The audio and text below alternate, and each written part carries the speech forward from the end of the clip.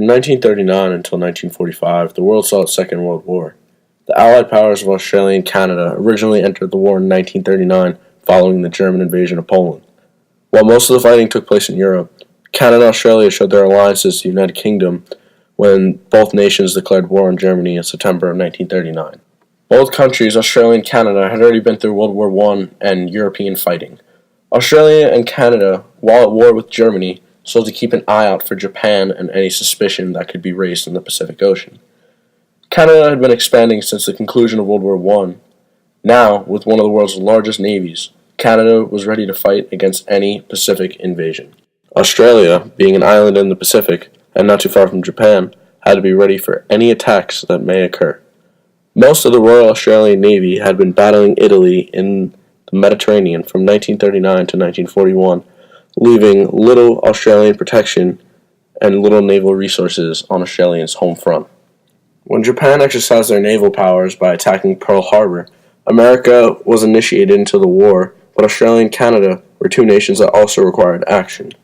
Both nations had to declare war on Japan for their own Pacific protection.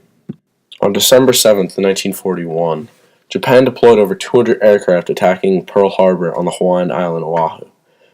The ambush on United States soil led to major losses in the United States Navy and the United States Air Force. Japan had just woken up the sleeping giant, and Australia and Canada had to react.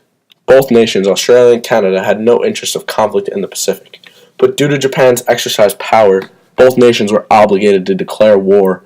Canada and America share the longest undefended border in the world, and Canada declaring war on Japan also shows alliance behavior between Canada and America.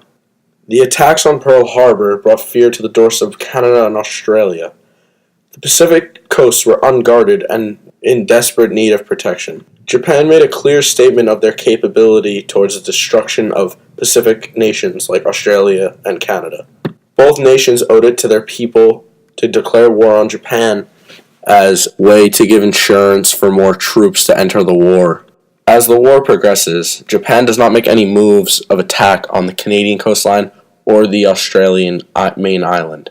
There are attacks made off the coast of Australia, but not on the main island. As a summary for my presentation today, we see that Canada and Australia both had to declare war on Japan due to their necessity for protection because of Japan's capability to hold surprise attacks at any time that could destroy either nation. Thank you for listening to me today on this presentation, and now